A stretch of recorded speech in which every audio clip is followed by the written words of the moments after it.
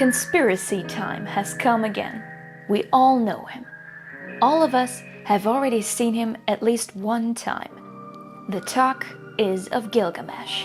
He truly is a mystery. Appears from time to time in several games of Final Fantasy. We're surprised as hell and just wonder where the heck he came from. And still, you know, he'll occur again. The first time he emerges is within the plot of Final Fantasy V. There is an interdimensional rift which allows him to warp between space and time. But where lies its origin? We have to travel back 1,000 years before the setting of Final Fantasy V, when the sorcerer Enuo took control of the Void. He created monsters so powerful that almost nobody was able to defeat them. No other power but the 12-dimensional weapons made it to destroy Enuo and seal the Void within the rift.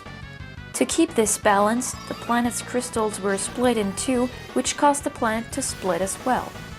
The interdimensional rift was now between these two worlds and fortunately out of reach. 1,000 years after that, the sorcerer Exdeath draws on Enuo's initial purpose of controlling the Void. He destroys the crystal shards of the one planet and fools Bards and his friends so they destroy the ones left. The two worlds are united once again and the rift is exposed. Exdeath blasts many towns and places, and when our heroes finally enter the rift to confront him, he gets swallowed up by the Void, turns back as Neo Exdeath, but is exterminated by the group. The world is safe now, but no one really tells us what's happened with the rift though. Before we take a closer look on this character, let's try to find out where Square Enix drew its inspiration from.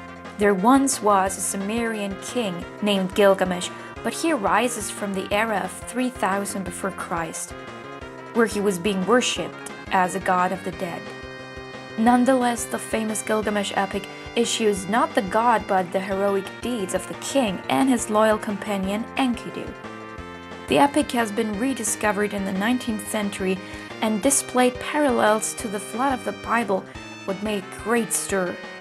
The aspect that both storylines, the historic one and the fictional one, got in common is that Gilgamesh eagerly looks for immortality. He never really mentions this in Final Fantasy, but his imperative seek for swords and his never-ending appearances seem to imply that theory.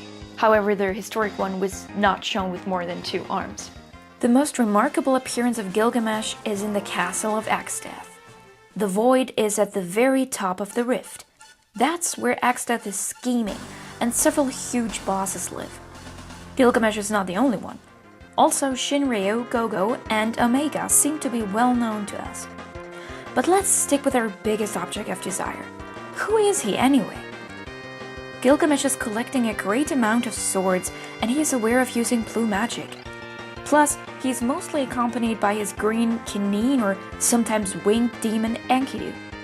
All in all, you battle him 5 times, and from round to round he seems to develop some kind of respective behavior towards Bards and considers him a worthy adversary. After the last combat he even tries to make friends, but never made it this far. This is the first hint of his twilighted person. He's not bad, nor is he good. But he is amusing, never gets tired to comment his own actions, and simply eases up the tense. For the lack of power though, Exdeath banned him into the interdimensional rift alongside the monsters. Against all odds, Gilgamesh fights these beasts and gets stronger. So strong that he doesn't even look human anymore. When he meets Bards once again, he's almost glad to see a familiar face and promises to come back one day. And indeed he does. During the battle with Necrophobia, he shows up at the team's side and motivates them before he blows himself and Necrophobia up.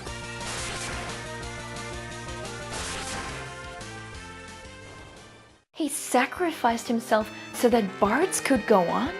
That is some honorable temper. But he's not dead. He firstly makes it out of the rift in the world of Final Fantasy VIII and appears on the lunatic Pandora during the battle between Squall and Cypher.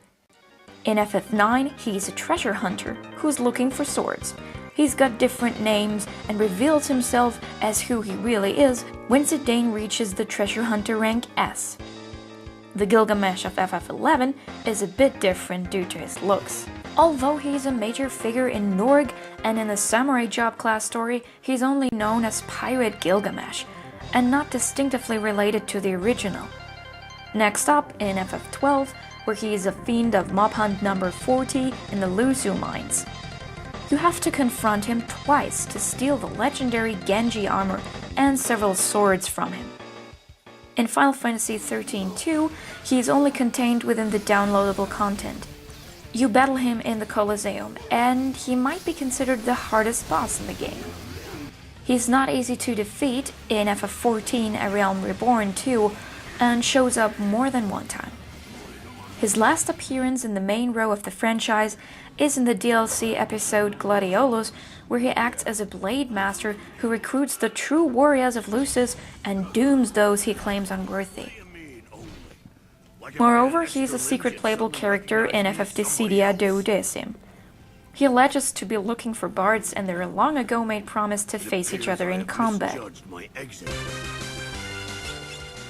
Gilgamesh is something like a running gag, you could say, that his appearances have been encouraged by his large fan base. The soundtrack that was played the first time you battle him has become his title theme since then. It's named Clash on the Bridge, and has been covered and variated many times. To me, the whole thing about a time-traveling Gilgamesh seems plausible, as for the interdimensional rift is a real and important location in FF5. He has been introduced by Square Enix, and after the end of the game, his story would just stop. That couldn't be just it. He had to come back. And I must say, the way they decided to design this character and explain his story backgrounds really let pass a smile over my face and surprised me. I, for one, view these encounters as deliberate and assume the Gilgamesh time travel theory to be true.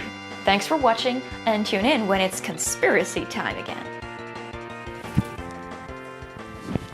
Huh. He's gone. Something about him seems familiar. If he's gone back to that rift place, then I guess we'll meet again at some point. Probably.